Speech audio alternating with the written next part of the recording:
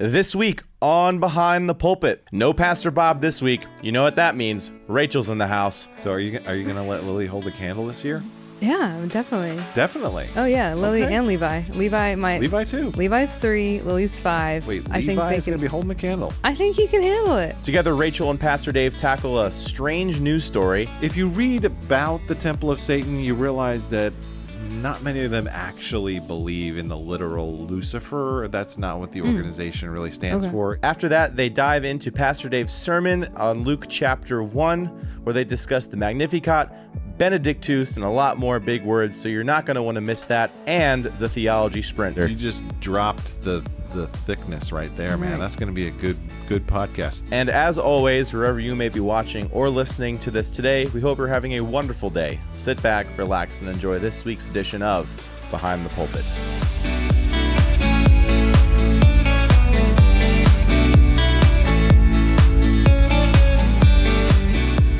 Hey, welcome to our Behind the Pulpit episode. Here we are on December 18th, 2023, exactly 6 days away from Christmas, and we are all looking forward to that celebration. And I'm here with a special guest today, my colleague. So why don't you introduce yourself to us? Yes, I am so excited for Christmas, and my name is Rachel Rickershauser, Director of Children's Ministries. So Christmas is coming.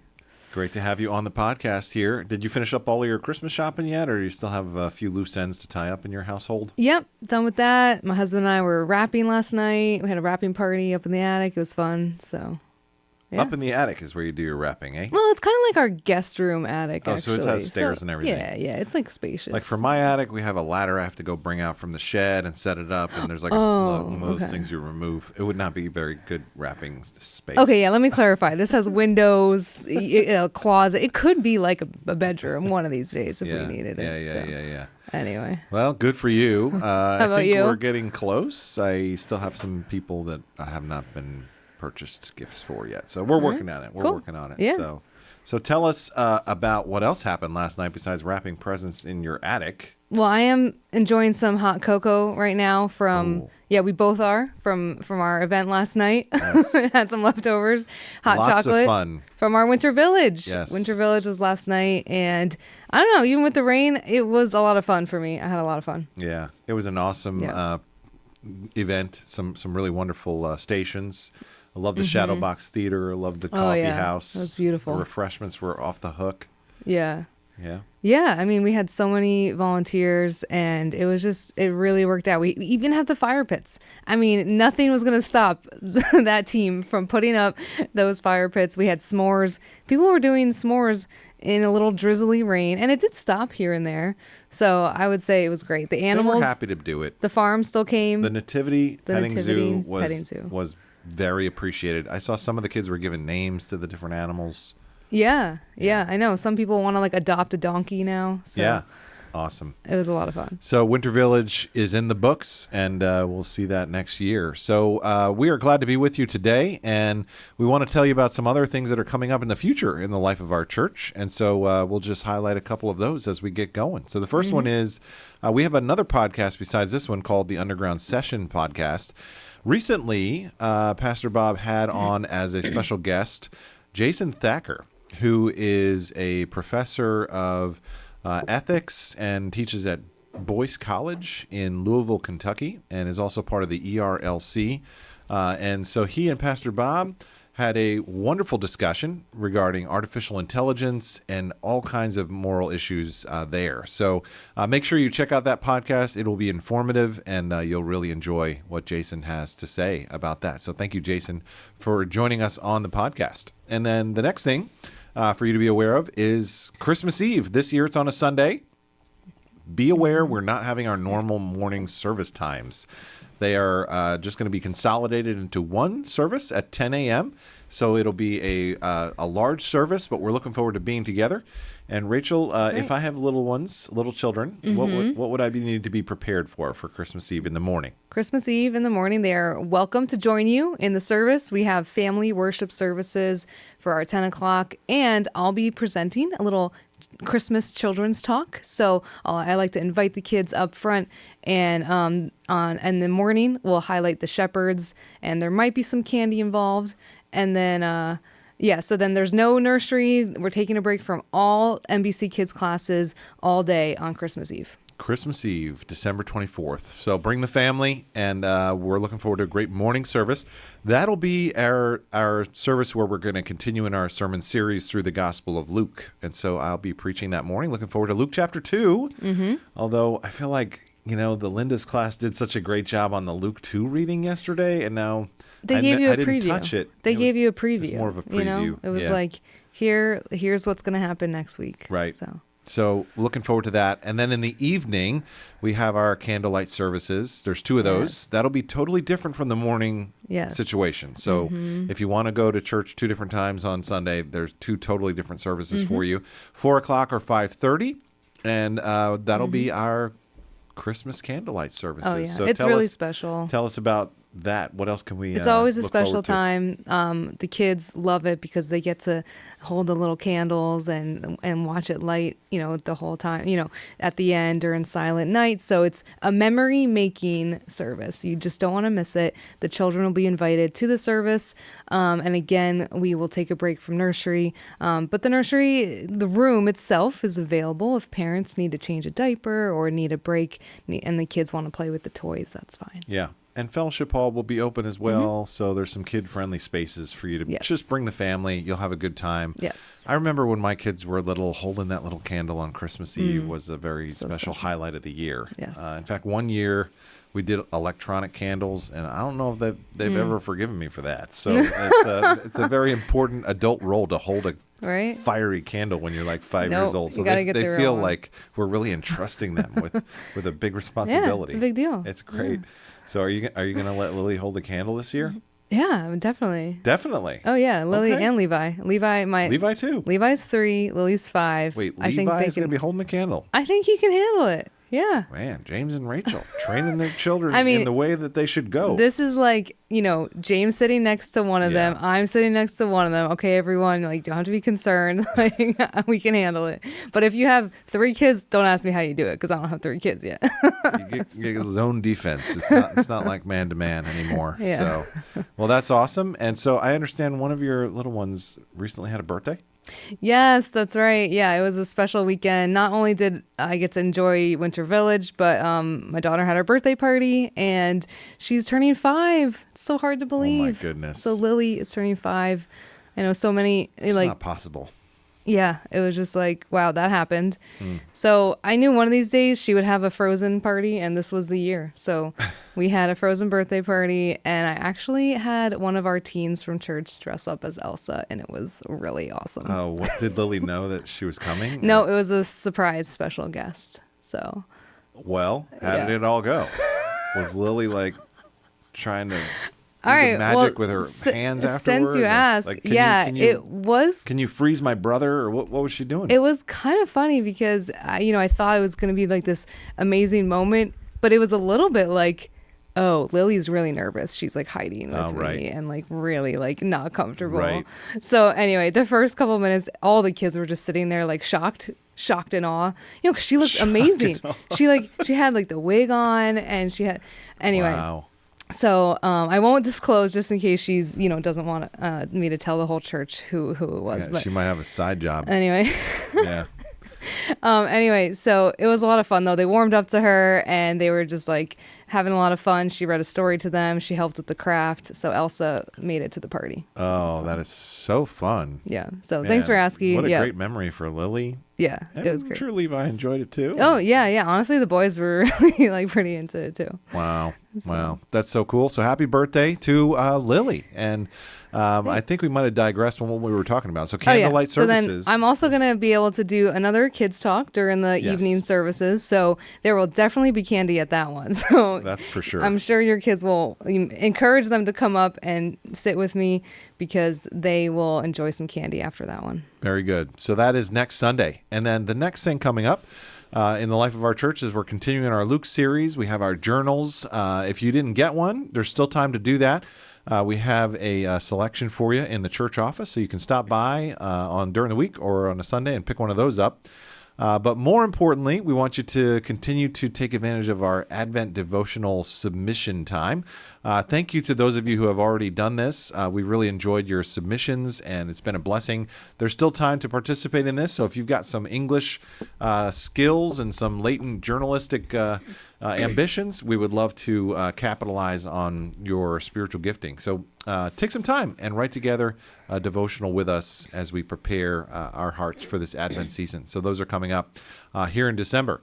And then fast forwarding a little bit after that, Rachel, tell us about what's coming up here in January. All right, we have a night of revival. We're starting the year with Jesus. So that's coming up on Friday, January 12th at 7 p.m. So this is going to be similar, but a little different than the one under the tent. I really enjoyed the one under the tent, but we're going to bring it inside this year, this time around in January.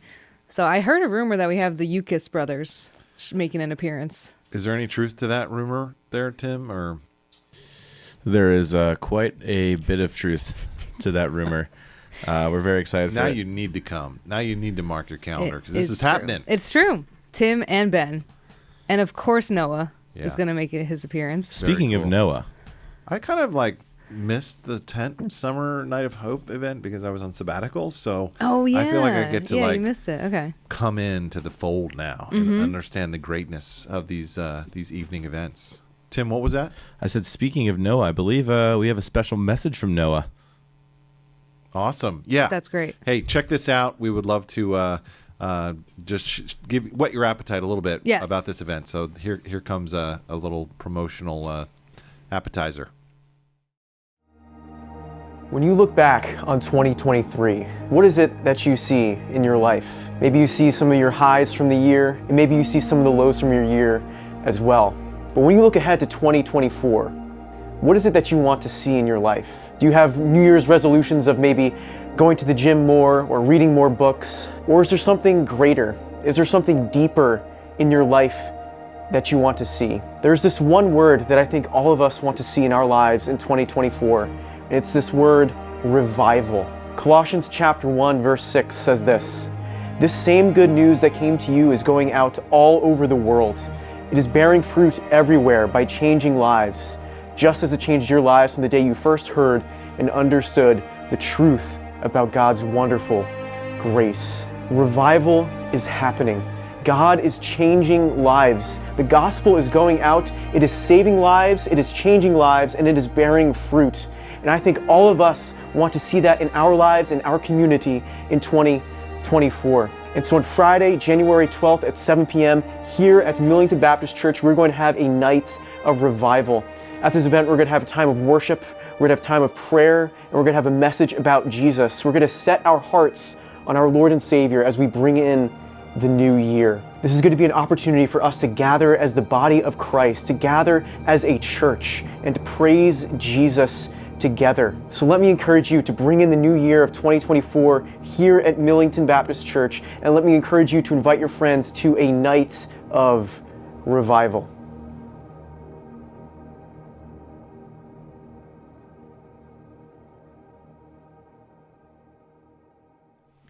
All right, so it's going to be great, January 12th, and we look forward to that. And so that's what's coming up in the life of our church.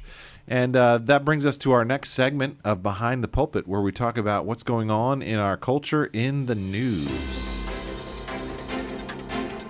All right, so those of us who are following our headlines and scrolling through our algorithmic news feeds. Or newsletters. Or newsletters, however you decide to digest your intake. There's a lot that's going on in our world.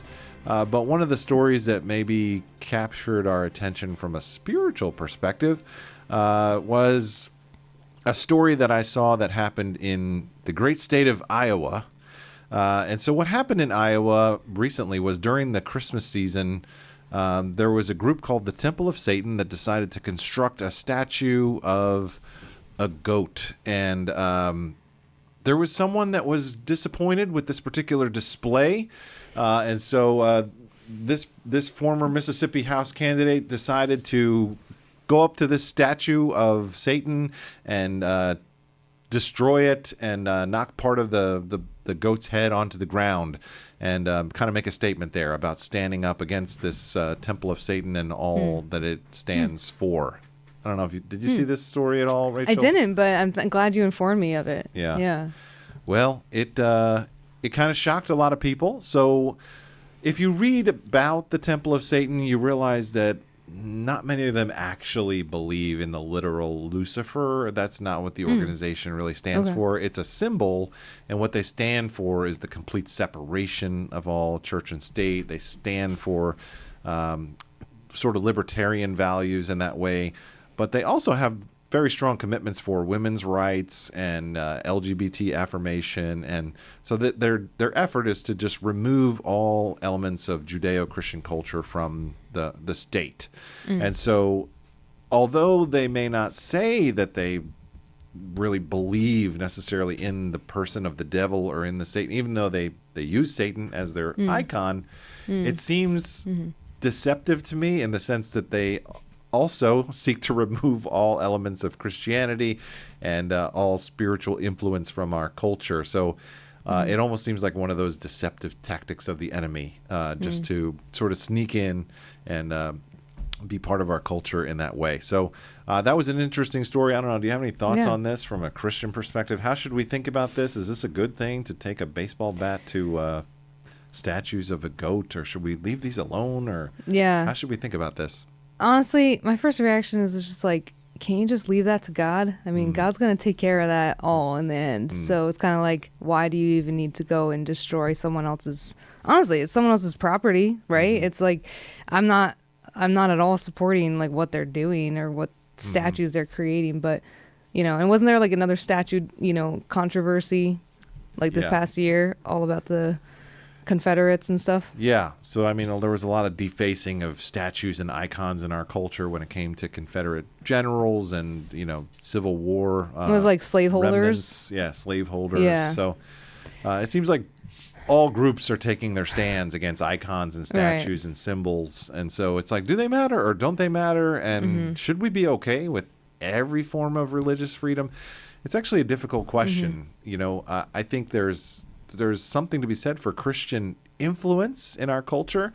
And then, where do we draw the line? Are we like one of the Old Testament kings that goes down and knocks down the statues of Asherah? Is that the appropriate Christian response? I'm not sure. But we definitely want to have an influence in our culture and try to be a source of good and Christian love. And so I think there's a delicate balance here between taking firm stands and then moving toward a destruction of property there. So yeah, I think there's other great ways to take stands against the evil one and what he's trying to do. So. Yeah. All right. There you go. There's my opinion. So check it out in the news. Read up on it. We'd love to hear what you think about it. Make a comment on one of our social media channels and keep us posted on your thoughts. So that is our In the News segment. Now, we are going through a sermon series through the Gospel of Luke. But first, there's something else. We have a comment. All right. And so as many of you know, we have a place where you can submit your questions based on sermons or whatever you want to talk about. You'll see it you can get it by visiting our website or scanning the QR code on the following slide. But we had a comment from a listener, so we'll take a look at that. The comment says, no question, just wanted to tell you how much I appreciated this Behind the Pulpit. Because of my own family situation, this Friday night I will be at St. James Church in Basking Ridge for my granddaughter Eliza's Christmas pageant. If you ask Eliza, she will tell you that she loves Jesus with her whole heart. I am so glad that I am not the one to judge who is saved and who isn't. Thank you again for tackling the really tough topics. Well, thank you for that encouraging comment. We try to keep us respectful but yet informed on Behind the Pulpit. So we are glad that has been an encouragement and a source of edification for you. And we're thankful for your commitment to your family and your commitment to the scriptures. So thanks for watching and thanks for commenting. Please continue to comment and ask the questions that you have. Yeah, love to hear the little girl who loves Jesus. Yeah. It's great. Amen. So what we were saying is we're going through this sermon series through the Gospel of Luke. And Rachel, we're still in chapter 1. I know, but man, it's a long chapter. Oh, How many verses are there? 80. 80 something? 80. Okay. Yeah. Wow. I made it to verse 80 yesterday. I think I exhausted the That's- entire audience by doing that. No, that's an accomplishment. Oh my goodness. Yeah. So we started out by talking about It's a Wonderful Life. And is that Great a movie movie. that you have appreciated or seen once, more than once? I really like the movie. I've seen it more than once. I asked my husband this year if he wanted to watch it, and he was like, I'll pass. And I was like, why? I think it was overplayed as a child. It was his mom's favorite movie. His mom has now passed away, but it was her favorite movie. So James is a little bit tired of it, but Okay. I'm ready to watch it again. I After your understand. sermon, I'm like, I'm ready to watch it again. I just watched it for the very first time. Tim. I had never seen it. Welcome and then to the club. my Yes. my fiance Nikki was like, "That's it. This is the year. Good You're for you, finally Nikki." watching it." What'd you And That's a think? commitment too. I, Right? I'm Like, gonna be it's like a 4-hour I'm commitment. gonna be. Oh heavens! It's not 4 hours, is it? Well, the commercials and stuff. It's long. Oh, we streamed it, so we didn't have any commercials. Streamed. But All right. yeah, I'll be fully honest with our for the audience Okay, here. here we go. I thought it was like kind of goofy. And then the end happened, and I'm just sitting on the couch crying. I'm like, Oh! this movie that I just was this goofy He movie. laughed. He Had cried. no business making me feel the way it did, but I did enjoy the movie. That ending sneaks up on you, man. It really did. Yeah. Yeah. man. So classic film. I love that film. It's a Wonderful Life. There's a lot of different lessons and morals of the story in It's a Wonderful Life. Do you have any takeaways? What do you think? What do you think that movie's about? What are they trying to communicate? What's like? Yeah, Tim. What do you think that What's movie's the about? point of It's a Oh. Wonderful Life? Ah, I'll give it a shot while you're thinking about me it. on the I spot. put- here. I put Tim on the spot. There's many, but one of the points of the movie is that sometimes when the stress of life happens to us, we forget that our life really does have a sense of purpose, and we forget the difference that we make, and we begin to see life as overly burdensome, and we begin to lose sight of how influential just one person can be. And I think that dovetails with our doctrine of the sovereignty of God, that he has a place and a purpose for all of us in God's plan. I think about the story in Luke chapter 1 where we just have these characters that are not necessarily heroic, but they're just normal, everyday women, Mary and Elizabeth, that are humble and just grateful to be part of God's plan. And it involves quite a bit of effort on their part and a heavy load that they both had to carry spiritually, although I guess physically carrying a baby can be a heavy load Yeah. too. But what I meant is the weight that God put on them for the roles that they would play to raise John the Baptist and Jesus was a heavy burden to bear. But God used them to be part of his masterful plan. So that's one of the themes I thought was pretty prominent in It's a Wonderful Life. Any other lessons or takeaways from you, Rachel, or from Tim? What do you guys think this movie's about? I mean, I think you summed it up really well. I think in the end, he's just grateful and like content with where he is. It's like, you can always wish for something else, wish for something more or something different. But in the end, he's just overwhelmed with his gratitude of like where his life is. Right. What do you think, Tim? Yeah, now I've had some. Thanks for doing that, Rachel. I've had some time to think about it. Yeah, I just think my takeaways from the movie were, everyone has worth in different ways, and when you take time to realize, try to figure out, what your role is and embrace it, it can fill you with joy. One of my favorite analogies that I've heard that sort of ties in with this was actually on our Fresh Wave podcast. Johnny talked about how on a football team, you might have a linebacker who's really, he's really down that he can't throw a football very far. But at the same time, you have a quarterback who's, down that he's not able to throw a block like his lineman. But those aren't their roles. And when you figure out your role and you find your worth in that, then you can have joy in it. So I think that's sort of what I took away from the movie. Wow, that's cool. So many people don't realize that Jimmy Stewart was also a committed Presbyterian for his entire life. And so he had a faith in Christ, although it wasn't explicit or really overt in the film. You had a lot of Christmas themes in the film. And I think his Christian set of values came through pretty loud and clear. So he did a great job playing George Bailey. So the reason why I brought up that It's a Wonderful Life thing is I think some of us can sometimes get into these moments of darkness, these moments of despair, and that's where we found him in the beginning of the film, just praying that God would show him the way, and he was under a lot of circumstances. And the parallel that I drew there was that Isaiah the prophet said, the people who walked in darkness have seen a great light, and that's the way that the generation is described there, where God did his most significant work in the Bible, that they were a people walking in darkness, and then this came. And so Luke chapter 1 had like 4 different parts. So there was the part in the beginning where Mary and Elizabeth got close together, and these 2 babies in utero were in proximity, and then there was this leaping in the womb. As a mom who's carried a child before, what do you think of that scene? How does that strike you? What's going on with Mary and Elizabeth in that encounter there? What do you read when you read that? Yeah, I think it's so beautiful. I like, definitely like just being a mom and like feeling the baby like kicking around and moving around is like special. But like if you knew it was connected and spiritually significant, that I can't imagine, so just picturing that scene is just really, really cool. Yeah.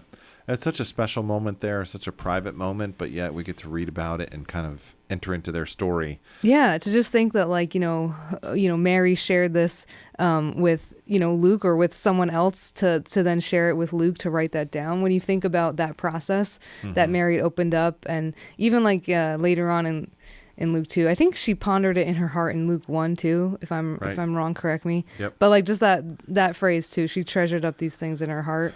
Just like, wow, like she probably passed that on to someone who passed it on to write it down. So, right. Yeah. it's pretty cool. So she treasured these things and pondered them in her heart. And I think there's a lot there that she was able to really take in. So that was scene 1. We did talk about how life in the womb is precious and valuable. And right there we see that God has a purpose and a plan for children before they're born, and in the womb they're very much alive. They're very much chosen by God to play a role. And so that's what we believe here, called the doctrine of the sanctity of human life. We're going to celebrate that in January, but Yes. I did want to highlight that as a truth taught, as sort of a side piece of theology right in that text. Then the second part was the song that's called the Magnificat, the Song of Mary. So I laid down a challenge for the ladies yesterday. Yeah. How did you feel about that challenge? Yeah. Did that feel like I was giving you a little too much to chew on? Or I think it's you think you might take me kind up of on exciting. I'm going to give it a go. All I'm right. kind of excited. I do remember, I think it was after my son Levi was born, so about 3 years ago, that during Christmas, I read that I think every day for several weeks. So I didn't quite have it memorized, but maybe this year I'll take it to the next level and try to memorize it. So Yeah. So the challenge was for the moms in the room to memorize the Magnificat. And so how are you doing? Did you get the first line down my yet? soul magnifies the Lord. Bam. Is that right? Is that right? You're Oh, like gosh. 1/10 Okay. of the way there. Whew, I got the first line. Yeah. Very good. 1/10 So, of the way there. ladies, that's the challenge, to memorize the Word of God between now and next Sunday. And you know what? Christy Galt in the office told me that there is a song that maybe we can share it somehow on socials or something. Yeah. But there's a song that's like a little bit upbeat that might help us out in memorizing it. Excellent. So, okay. Good. So songs are very helpful. In fact, this was a song. So songs make it easier to memorize. Kind of that. cool picturing her singing it. Yeah. I'll just put a little plug in for The Chosen. So I am a big fan of The Chosen. It's a TV series about Jesus and his disciples, and they do a Christmas specials. And so in one of them, they have her like singing the song while like she's giving birth. It's pretty special. Yeah. Yeah. I was talking to Hector last night, and evidently he and Laura went to go see The Christmas Chosen 2 nights ago. I think it's playing nearby. Oh, cool. So they said it was great. Oh, that's really Yeah, cool. but you've seen it I didn't too. know it was back in theaters, so yeah, that's great. Yeah. So the Magnificat, the main themes there is that God is opposed to the proud, but gives grace to the humble. So it's a wonderful hymn. So that was part 2. And then part 3 was the naming. So we come to the point in our story where John is about to be born. Elizabeth gives birth to her son. The crowd gathers on day 8, which according to the law was when he was supposed to be circumcised.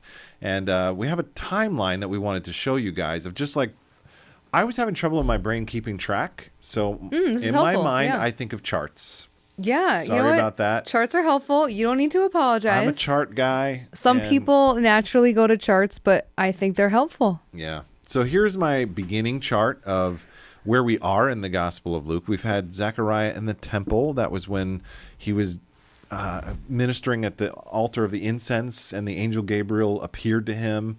You remember that scene? Yeah. And told him that his wife was going to become pregnant. And then we have what's called the Annunciation to Mary, when the same angel visits Mary. And You just have to throw in that big word in there, don't you, Pastor Dave?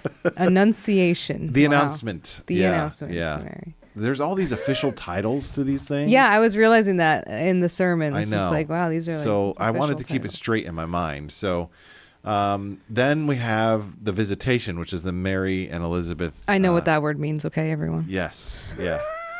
So visitation, you can see the root word is like vision. It's like I'm coming to see you. We're going to visit. Yes. Right. Remember that word because it'll come up later in the podcast. Visit. And then we have the Magnificat, the song, which is the first Latin word of the song, where Mary says, "My soul magnifies the Lord." Then we come to John being born, John the Baptist being born. So the community gathers around. As according to the law, it was after her days of purification were over, and they circumcised the child, and then they were going to name the child, and the crowd wanted to name the child something else than Elizabeth did. Elizabeth said, "We will call his name John," and the crowd questioned the name. So I don't know how you feel about that, Rachel, but I feel like people do that a lot. Like parents have a specific name chosen, and they like to interrupt the parents with their opinion, or maybe they make a snide remark, or Right. there's some gossip That's going on. why- Did you hear what they're going to call their? Oh my goodness, what kind of name is that? I know. That's why, well, they were, she did this too, but they were smart. Tim, what kind of You parent gotta- would name their kid that? You know what I mean? Oh. Shout out to one of our Fresh Wave haters. Yeah, we got some haters that are Oh. questioning some names on the Fresh Wave. We That's don't so like bad. that. So this is nothing new, though, man. This No, is what's it's not going on new. 2,000 years Yeah, ago. yeah. Did anybody ever question your ability to name your No, children? so that's why you have to wait till after, in my opinion, you wait till after the kids are born. So, Then you tell people. then you tell people. Because then if they make a comment, they're just being rude at that point. Right. They feel like they're like, yeah. Well, they're being rude before, in my opinion, too. But Yeah, but people feel like you're asking them for advice or something. Like, yeah. as if we just started a brainstorming session. Here, let me grab my dry erase marker and write down your Let me ideas. help you out. So they're like, we should name him Zechariah, right? And they turn to Zechariah. He can't talk. Mm-hmm. So he writes down, well, what was interesting, here's something technical that I didn't share. So Elizabeth says his name will be John. Zechariah writes down, his name is John. Is. Wow. It's That's done. cool. That's cool. And so he like closes the case with that. No more questions. No, asked. his name's Yeah. John, and John has a very significant meaning. God is gracious. So those of you who are named John, that's what your name means. God is Cool. gracious. It's important that Zechariah do that because he's obeying the angel Gabriel, who specifically told him what to name his son. And I don't want to make too much of this, but I feel like God honored his step of obedience. Yeah. And because that's the moment where Zechariah's speech gets restored. So at first Yeah. he didn't even believe the Right. angel, but then not only does he believe the angel, the baby's here, and he's naming his son exactly what the angel told him. And so God Yeah. restores Zechariah's speech right after that. So that's the name. And any comments about that before we move on to the fourth? No, I just section? think it was cool that you also highlighted what the other names mean. I think you mentioned Elizabeth, Mary, Yes. John, and Zechariah. So Yeah. So great. John, John's name means God is gracious, but all the names are significant, Yeah, right? yeah, So that's Zechariah means God remembers. Elizabeth means God is faithful, and then of course Jesus means God saves. So right there, Luke is Yeah. kind of telling the gospel story, even just through the names in chapter 1, which is actually a neat way to read the gospel story. Hey Tim, could you go back to that timeline and we'll take a look at what's coming up after this? So after John is born. Is there another slide that you can click to, or there we go. So then we have the Benedictus, and now we even have the references coming up. So Benedictus is just a fancy Latin word. It's the beginning of Zechariah's song Okay. that means the blessing. the blessing. Yeah. Okay. So this is his benediction or his blessing upon his son. But first what he does is he blesses God. So he blesses God and then he blesses his son. And this is his chance to have a song in Luke chapter 1. And Zechariah has some amazing prophetic words for us. One of the words I told you to remember is the word visit. So Zechariah says that God has visited his people. And that is really the story of Christmas, that God has actually visited us, his people, in the incarnation. That the story of the birth of Jesus is not just a birth, it's a story of a visit from God, from God Almighty. And I brought a translation here just to look up the word visit again. And what's interesting is it's that word episkopos, which is where we get our word overseer. You know, like if you get a visit from your boss, like if you're a teacher and the principal comes to give you an observation day, they're going to visit your classroom that day and like observe you. That's the word behind visited here. And so God is coming to visit his people. And this is what our God has done. He has come down to this earth, from heaven to earth, and taken on human flesh. So a lot of Zechariah's song is actually about Jesus before he gets to his own son John. Yeah. So this is about the redemption, the visit, the horn of salvation, the forgiveness of sins, and all that God is doing through the Messiah that John will point to. And then he blesses his son John, and just as every son longs for, gives his son a fatherly blessing, saying that John will prepare the way for this Messiah to come and bring a light in the darkness. So that's the Benedictus. Any thoughts on that song that Zechariah laid out for us? Any impressions for you? What did that song mean to you as you were reminding yourself of this section of the Bible? Yeah, I thought it was cool. Like I think I liked that you pointed out that like this is showing that like Zechariah now believes and now is like in obedience and understands what the significance of their son and who he is. Yeah. I have like a small question for you. So it's like, we know what blessing means in general, but why is it that sometimes people bless God? Whereas I always thought blessing was more for like us, like God is blessing us. So what does it mean when someone blesses God? Is it just like worshiping, another word? Or Yeah, I mean, it's like a synonym for praising, or a synonym for, giving honor to. Okay. So it's one of those words that I don't think it's sacrilegious to say that you can bless your son or bless your children. But in this case, God is being blessed. I'm just looking it up here. So it's eulogatos, which where we get our word like eulogy. Oh, okay. So it's saying good things. You usually means good, like the prefix eu, and then logos is words. So like good words. Oh, okay. So good words about God, and then good words about his son. I'm glad I brought this today. There we go. So Tim said it was going to be like a fun podcast, but I ended up bringing up this geeky You just Greek dissected the word diaglot. blessing for me, and I appreciate it. It has been a fun podcast. Greek can be fun for you too. All right, so very good. That was Luke chapter 1, and it's in the books. But Tim, I want to see the timeline one more time because I want to see what's coming up later in the Gospel of Luke as this continues. So just keep clicking a few more times there, Tim. So Jesus is born. Just keep on clicking, man. I probably got too many clicks in there for you. So, So fun. yeah, they just keep the clicks are fun. Stuff just keeps on happening. Look at all the extra work you did to make this so much fun. Okay, so I we got know. Luke 2. So Luke 2 is coming. Keep this on coming clicking Sunday, there for right? us there, Tim. So we got a lot of stuff coming up, and my clicks are all out of order. But so the next section is Jesus and Mary travel to Bethlehem, right? And then we have the big event. Jesus is born. Big deal. I put a rectangle around that. I forgot to say something Make sure that stands out. about Because that is the most important thing in Luke chapter 2. I forgot to say something really quick. This past Sunday, we had the kids dress up in costume, and they acted out the Luke 2 portion of scripture. It was really special. So parents, if you're watching, I'm going to send a picture and an email later this week. So very good. get some photos. Yeah. Anyway, so that's the big deal. That's what we, all have our kids in the Christmas pageants at, preschool and church. So, all right, let's keep going. Sorry. Yeah. So Jesus is born.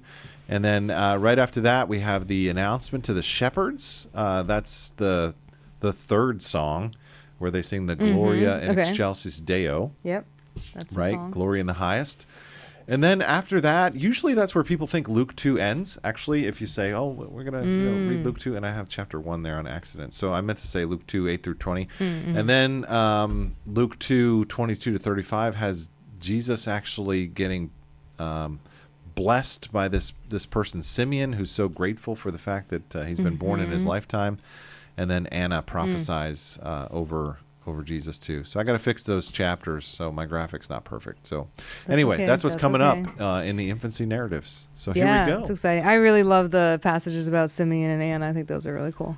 Yeah. Can you imagine being one of them? Oh, you my know, goodness. like wow, it's cool. Yeah, I'm looking forward to diving into that. So that is You our covering series. You covering them this Sunday too? I was gonna go as far as I could. Yeah. But Okay. man, Okay. there's so many good things to say. I know. I only have so much time, and the kids are in the service. They don't want me to keep going on. I know, and on. but yeah, I don't know. Maybe they want you to keep going about it. I don't know about that. Well, it's going to be a great message this coming weekend, and we'll look forward to continuing the greatest story ever told. Christmas story. Eve. So that's coming up. So we are at the point in our Behind the Pulpit show where we have what's called the theology sprint. Not the theology jog, not the theology walk. The sprint. And it's also not a marathon, so that's good. Yes. Sometimes it is.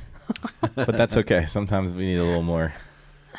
Yeah. So Tim, do you have a hot question for us this week? I think I do. I think I do. And if you don't like it, I can try to find another one. But here is the question. In the Magnificat, verses 46 through 55, Mary praises God for scattering the proud in the thoughts of their hearts and lifting up the humble. However, these actions seem to contradict certain notions of divine justice where the wicked often prosper and the righteous suffer. Can you reconcile these seemingly opposing views of God's justice? Sure. All right. You want to take a stab at this one since you're our guest today? I think I would need a repeat. That was a long question. All right. Can we get a repeat? Let us repeat. So, in the Magnificat, Mary praises God for scattering the proud in the thoughts of their hearts and lifting up the humble. However, these actions seem to contradict certain notions of divine justice, where the wicked often prosper and the righteous suffer. Can you reconcile these seemingly opposing views of God's justice?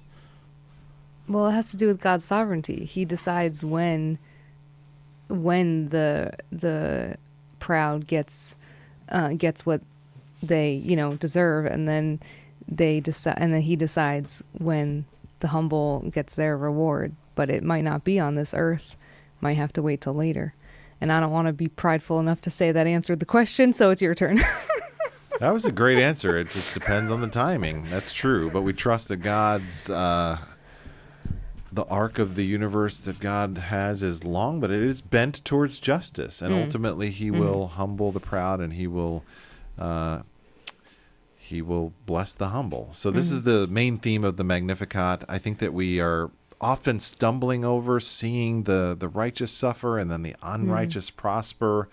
And this is a theme that the Bible addresses from its earliest poetry. In the book of Job, this is a major theme there, that why do good people suffer? And it doesn't always make sense to our eyes and to our ears and what we see in this life, but yet we have to trust that God is ultimately bringing things together in his sovereign plan, as you just said. But be careful in this life of judging things too quickly by our own feeble sense, right? We have to trust God's providence, that he's got a plan and he's bringing it to fruition. We were talking about this a long time ago in the book of Ecclesiastes, and what we said was that when we see these injustices, we have to be careful because adversity isn't always bad. Sometimes adversity can be even used by God to be a source of refining and a source of shaping in our character. And we also said, conversely, blessing isn't always good. Sometimes blessing can actually hinder someone from progress, and they don't learn the lessons that they may need to learn. And so we have to be careful about judging things too quickly there, and trusting God's timing that he'll bring about justice in his time. But let's be humble enough to humble ourselves under his mighty hand, that he might lift us up. It's funny that first of all, awesome answer. Thank you for that. It's funny that you bring that up because going back to we had a Fresh Wave episode with a buddy of mine, Corey Diezik. It's called Drink from the Cup. I highly recommend it. Where he sort of talks about how God uses adversity. He actually called me on the phone right before our recording, and he was talking about how he wanted to share. He's on a hike, and he was just out loud praying and thanking God for the things that God puts in his way, the adversities to help make him stronger. And he said, "You'll never guess what happened. Right after I was done, the trail was washed out, and there was a giant tree that fell." So it was just another thing that God put in the way to help make him stronger and a better person. So I highly recommend, if you want more on what God does through suffering and through adversity, check out that episode of the Fresh Wave podcast. I think it can speak to anyone.